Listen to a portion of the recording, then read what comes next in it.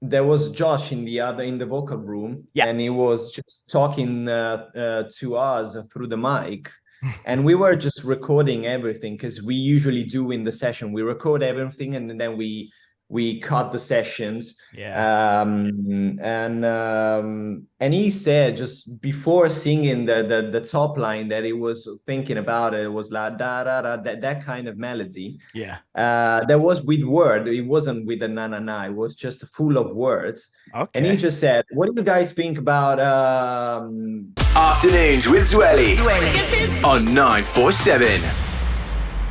How are you and the gents feeling about it to headline in South Africa in a stadium, by the way? It's so exciting. It's gonna be my first time ever in South Africa, Yeah. so I'm really curious to see how the crowd will respond to our music because I've never been there before. Yeah, yeah, no, we're crazy down here. We're known as like one of the party capitals of the world, so you're gonna have a whole lot of fans screaming throughout. So yeah, you should look Oh forward wow, to one of those. that's amazing! I can't wait. Yeah, very, very nice. Now, I want to get to Meduza. Now, I need to find out, how do three guys randomly just decide that, you know what, music is what we want to do, dance is what we're going to do, and we're going to do it a little bit different to how everyone had been doing it at the time that you guys debuted a couple of years ago? So we've been friends since like 20 years. So before Sure. becoming Medusa, so we live close to each other here in Milan. So it was pretty easy to get in touch with the other two guys because sharing the same places, going to the Yeah. same clubs. Because we all three of us grew up as a DJ, so we were just partying together since when we were really young, and that's the best thing. Obviously, being friends other than colleagues, Yes. and then like just sharing ideas in the studio, living experiences together, and traveling together. Mm. And then everything happened in the studio. The magic happens, and then we made "Piece of Your Heart" and all the other tracks, and now we're here, just living the dream, and it's crazy because when you're a DJ or you're Yeah. a producer, you always aim for the best for your career, but you never expect something big like that from Mm. three normal guys. And then we just, as I said, we're just living the dream day by day. Yeah, yeah, no, that's amazing. And I want to go back to Piece of Your Heart because if I remember correctly, it must have been about 5 years ago, 2019. And I was watching an episode of Love Island. And my roommate and I hear the song and we're like, oh my goodness, what is this? Then we start listening to Capital and BBC. And it was just an explosion and started streaming while in South Africa. Were you guys and Good Boys, I guess, expecting that success? Is it something where you thought, this is going to be a big hit, Piece of Your Heart? Oh no, not at all. We Really? didn't even want to play the demo to the A&R that day in London. No So ways. yeah, it just happened.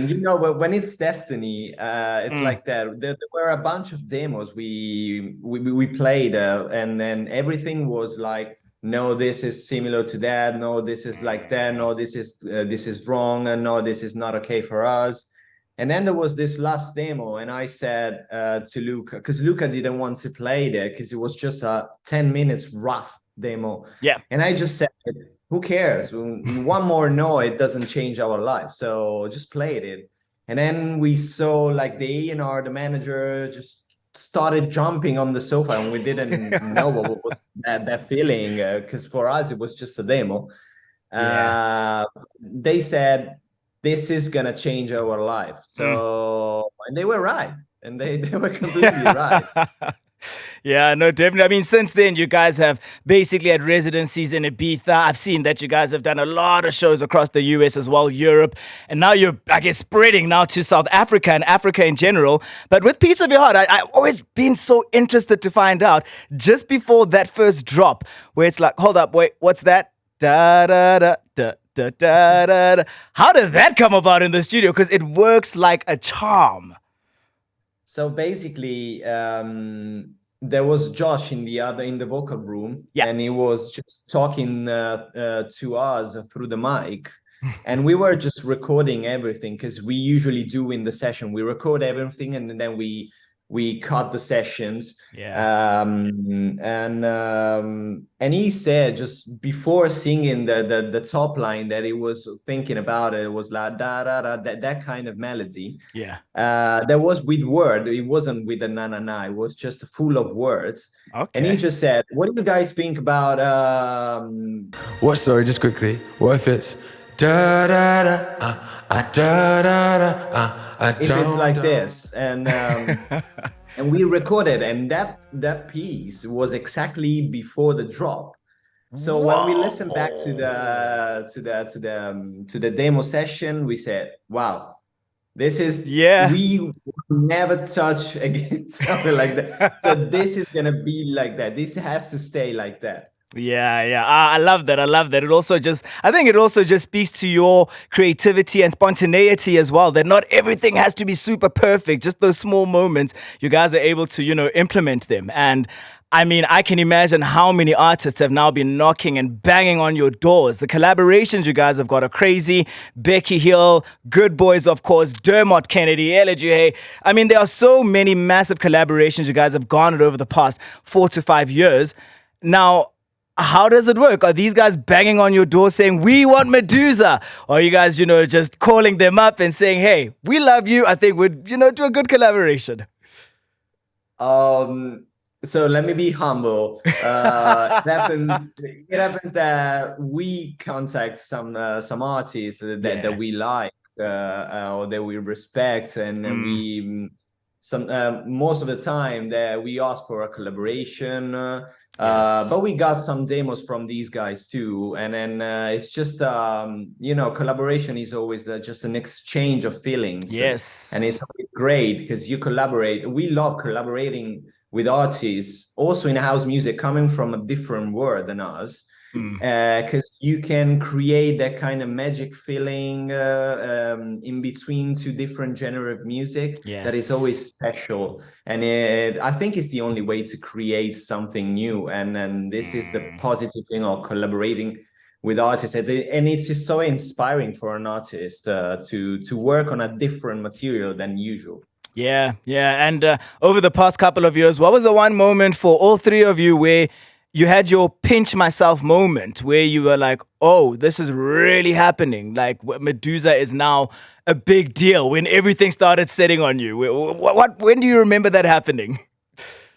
I remember it was just like probably 6-7 months after Piece of Yard. We were about to release the Lose Control, the second single. Yes. And we were touring Australia, and the single there was out since probably 7 days, not that much. And we played a festival, and we played, obviously, Lose Control as an intro. So I was not expecting people to know that song because it was just out 6 days before. But everybody in the crowd, there were like 10,000 people in the crowd, they was singing the verse of a song until the chorus. And I was just like watching it without no control, and I didn't know what to say, what to think, because I was surprised. I was really surprised.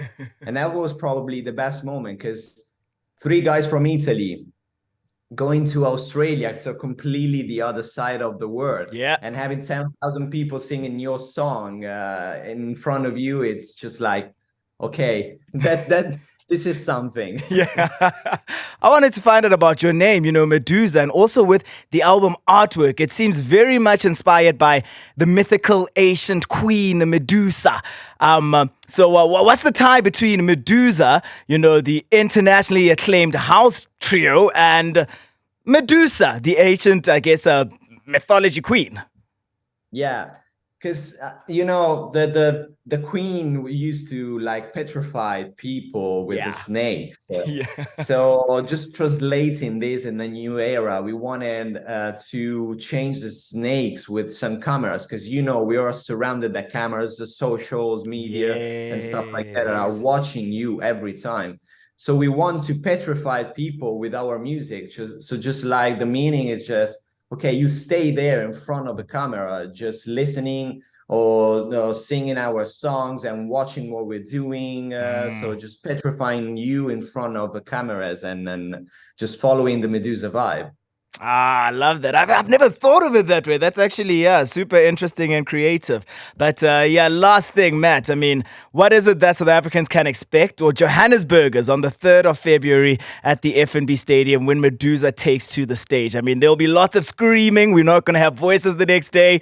But yeah, what energy are we bringing to Johannesburg? I'm really excited. We are preparing in these 2 weeks a new set with new visual, new concepts. So we're gonna tested out new songs too, and that I never played before. So it's going to be the first time ever, and so I'm really so excited, and I'm really looking forward to play there and live this experience. It's going to be exciting, I'm pretty sure. We're very, very excited to see you guys at Calabash, South Africa. And like I said, thank you very much for making the time. And one last thing, actually, my best friend would kill me if I didn't tell you, but my best friend's obsessed with you guys, and her boyfriend always plays your songs. But as soon as we've had a long night, everyone's been drinking and he's a bit drunk, we're not allowed to listen to anything but Meduza. So I just want you to know that your music is haunting us in our dreams all the time, because it's just nonstop when we're on holiday, nonstop. Thank you so much. It's amazing, and we'll make sure your friends will have a great time when we are there. Awesome, Matt. Thank you so much. We cannot wait to see you on the 3rd of February. Thank you. Really looking forward to see you guys. Afternoons with Zweli on 947.